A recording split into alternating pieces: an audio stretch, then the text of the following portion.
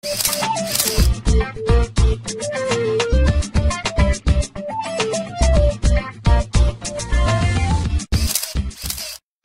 qu'y a-t-il de nouveau dans ce Darktable 4.2 qui est sorti juste avant Noël? En ce qui concerne la table lumineuse, il n'y a pas de modification par rapport à la version 4.1, si ce n'est que à présent je vais avoir la préférence des filtres qui est venu s'installer avec cette version et où en cliquant dessus je pourrais choisir les intervalles de notation, les labels de couleurs ou les recherches, ou sinon rajouter un nouveau filtre en cliquant sur ce menu déroulant et où je vais pouvoir renommer le fichier, donner des étoiles à ces métadonnées et l'appliquer à l'ouverture, l'exposition, la longueur focale, à l'ISO ou le ratio d'aspect. Et l'attribuer à un emplacement, soit en groupe, copie locale, historique ou dans les ordres de modules.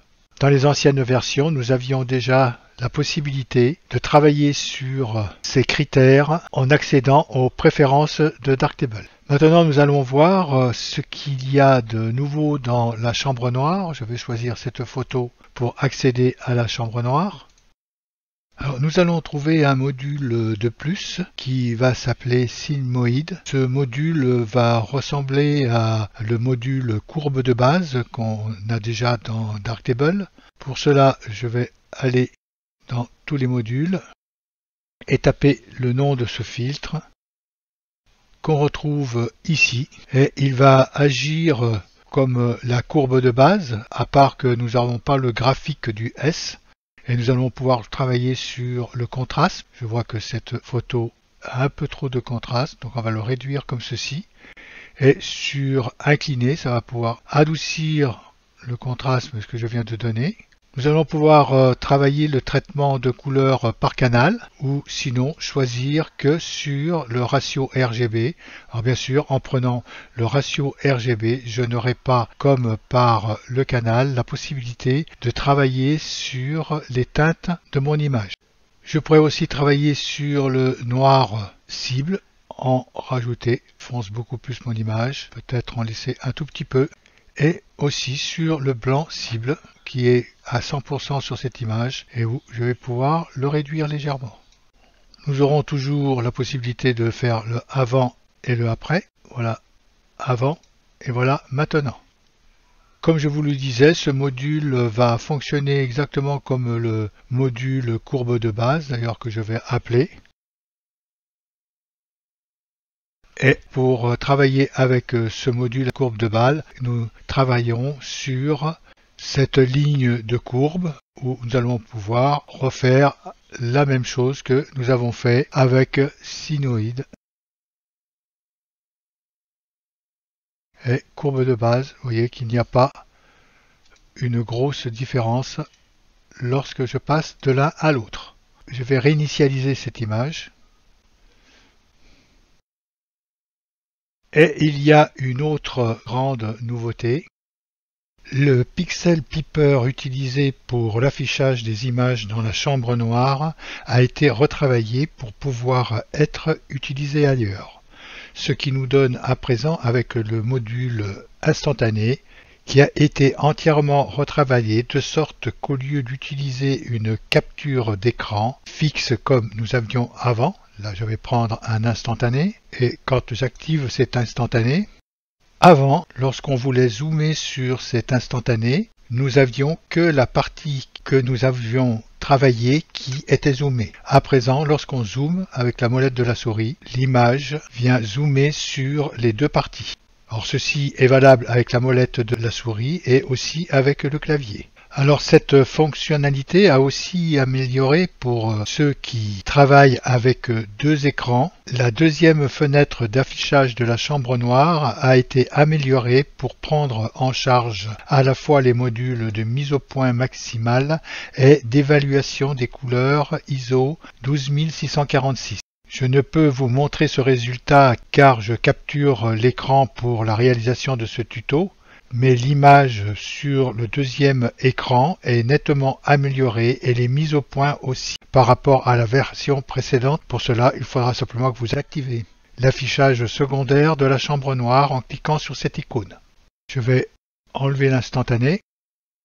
Et une nouveauté aussi intéressante, il est désormais possible de prévisualiser l'effet d'un style que vous avez généré sur une image avant de l'appliquer. Pour cela, il faudra simplement aller dans Accès rapide à vos styles et dans les styles que vous avez générés, si je vais sur peau contrastée, je vois dans l'infobulle l'image se refléter. Je pourrais monter aussi sur noir et blanc ou sur les masques. Et ceci sur tous les styles que vous aurez créés. Vous pourrez faire de même en allant sur la table lumineuse et en allant sur les styles. Quand je vais sur les masques, je retrouve les mêmes effets dans les mêmes infobules. Je vais prendre cette image pour aller dans la chambre noire afin de vous montrer les autres améliorations. Nous avons deux nouveaux algorithmes qui sont fournis dans le module Reconstruire les hautes lumières. Je vais aller dans le module Reconstruire les hautes lumières, cliquer sur celui-ci et nous allons avoir peinture opposée. Cet algorithme est basé sur la segmentation de l'algorithme Opposite Imping. Et celui-ci est fourni de bons résultats dans de nombreuses images. Donc il va remplacer celui des hautes lumières comme nouvel algorithme par défaut.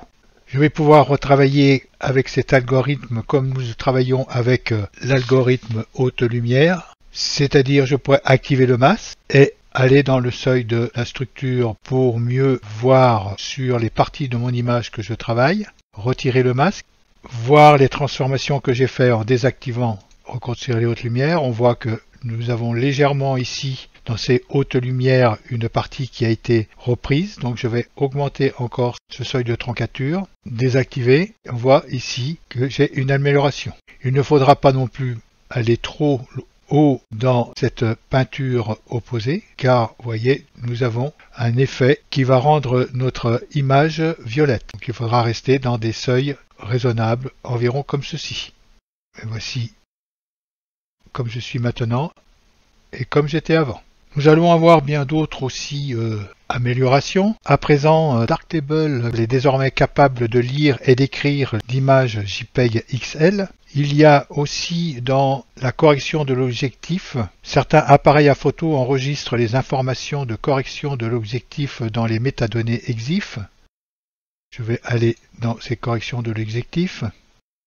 Et à présent, cette correction de l'objectif va pouvoir user des métadonnées de l'exif de l'image afin d'améliorer ces corrections.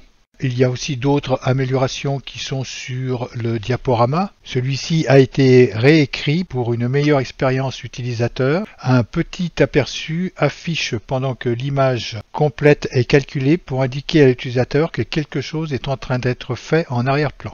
Je change d'image, fin de l'image. Cette amélioration va être utile pour ceux qui ont un ordinateur pauvre en ressources, que cela soit par rapport à la puissance de leur ordi ou à la carte graphique. En ce qui me concerne, mon ordinateur a assez d'énergie et je ne vais pas avoir d'aperçu. Le diaporama se déroule correctement. Je vais sortir ce diaporama. Voilà les principales nouveautés de ce Darktable 4.2.0. Pour nous, photographes sur Windows, nous attendons toujours que les développeurs puissent nous mettre l'impression dans ces modules et aussi améliorer le module capture qui fonctionne très bien sur Linux et sur Windows. Nous avons des lacunes. Je profite de cette vidéo pour vous souhaiter des bonnes fêtes de fin d'année. Et si ce tutoriel vous a plu, n'oubliez pas de cliquer sur la main j'aime ce contenu en dessous de cette vidéo. Et si vous ne l'avez pas encore fait, abonnez-vous à la chaîne. Vous serez ainsi averti de nouveaux tutoriels. Je vous dis à bientôt.